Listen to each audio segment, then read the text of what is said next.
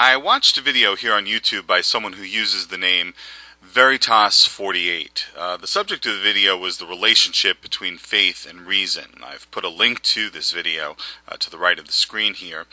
The upshot of Veritas48's argument seems to be that most, if not all, atheists and many Christians don't understand the nature of faith. And as a result, they don't understand the relationship between faith and reason. Specifically, Veritas48 contends that the Bible teaches faith is grounded in reason. Listen to his definition of faith. First, let me define faith. Faith is active trust in that which you have reason to believe is true. Now, Veritas48 contends that this notion of faith grounded in reason is taught in the Bible, as well as being the notion of faith Jesus articulated, and the notion of faith to which the early church adhered. I'm doing this response video because it seems to me the Bible never makes the claim that faith is grounded in reason. It's quite the opposite, actually. Let's have a look. The writer of the Epistle to the Hebrews provides the quintessential New Testament definition of faith. Hebrews 11:1 says, "Faith is the substance of things hoped for, the evidence of things not seen." Nothing about reason there. In fact, in the entire 11th chapter of Hebrews, which is a disquisition on faith, the writer of the epistle never describes faith as grounded in reason. Rather, he gives a description of faith that seems to defy reason. For example, the writer refers to the story of the binding of Isaac, or the sacrifice of Isaac, as Christians often call it, which appears in the 22nd chapter of Genesis. Why did Abraham take what Genesis calls his only son?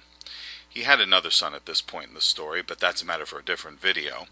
Why did Abraham take his only son, the one through whom God had promised Abraham's myriad descendants would be named, and tie him to a makeshift altar in order to slaughter him as a sacrifice to God? It was by faith, the Epistle to the Hebrews tells us. Moreover, according to Hebrews 11:19, Abraham believed God is able to raise people even from the dead.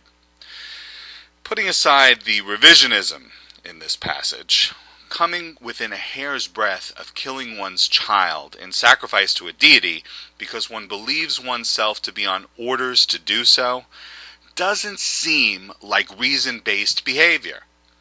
The writer of the Hebrews agrees. He tells us Abraham did this by faith.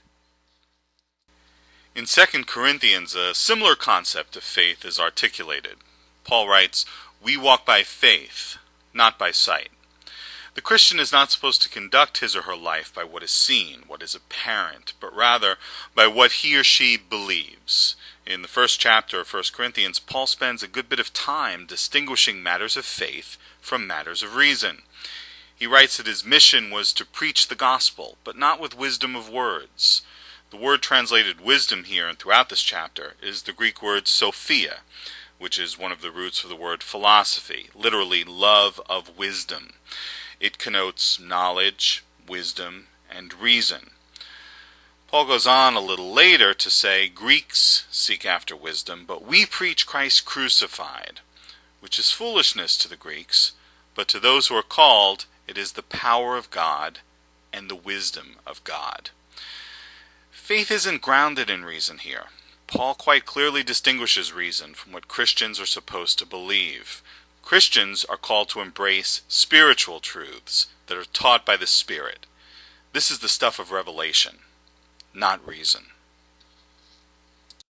Veritas48 claims that it's Paul's contention that belief in the resurrection of Jesus Christ is grounded in reason. Listen to what he says about this. Grounded in, Paul says, if the resurrection really didn't happen, we as Christians are to be people most pitied. And he's right. If the resurrection didn't happen, it's sad that I'm sitting here making these videos because I'm a fool. But see, the point Paul was trying to make is that, look, we have to contend for this. It really happened, and we have reason to believe it.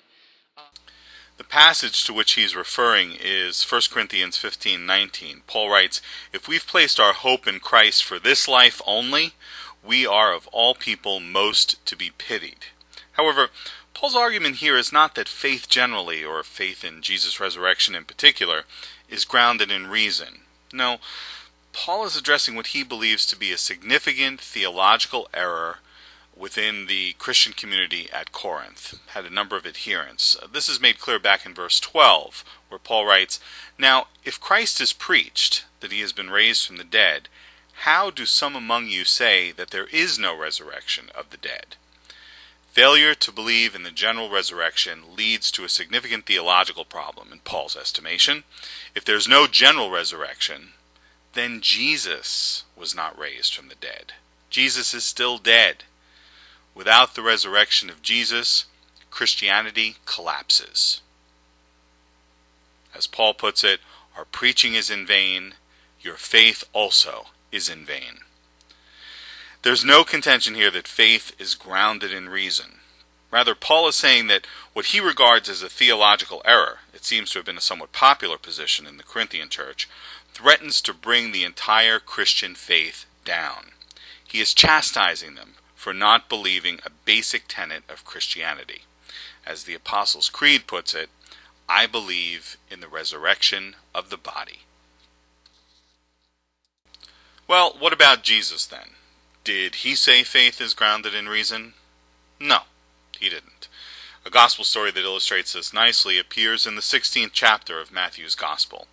Jesus is shown taking something of a poll among his disciples. He asks, "Who do people say that the Son of Man is?" The disciples give various answers to the question, and then Jesus asks, "Who do you say that I am?" Peter replies, "You are the Messiah, the Son of the living God."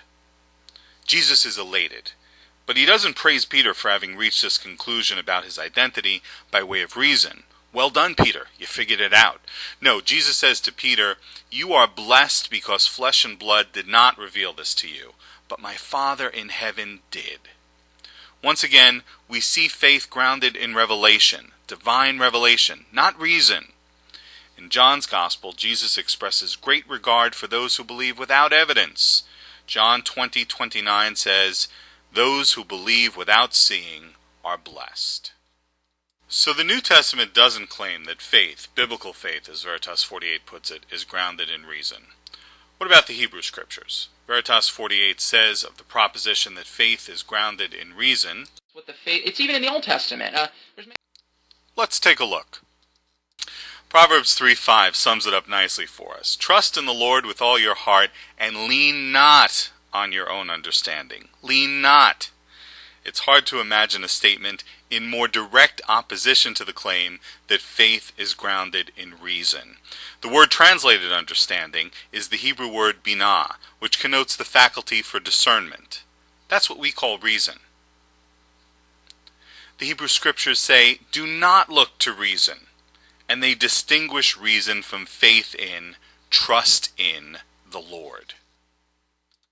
So biblical faith, to the extent it's described by the Bible, is not grounded in reason. It's quite understandable that intelligent Christians wish it were otherwise, and many argue that it is, Veritas 48 among them. In his encyclical Fides et Ratio, Faith and Reason, the late John Paul II, no intellectual slouch he, wrote, "Faith and reason are like two wings on which the human spirit rises to the contemplation of the truth." But as I've shown, the Bible doesn't describe faith in this way. Biblical faith is premised on revelation, not reason. Again and again, the Bible distinguishes faith from reason.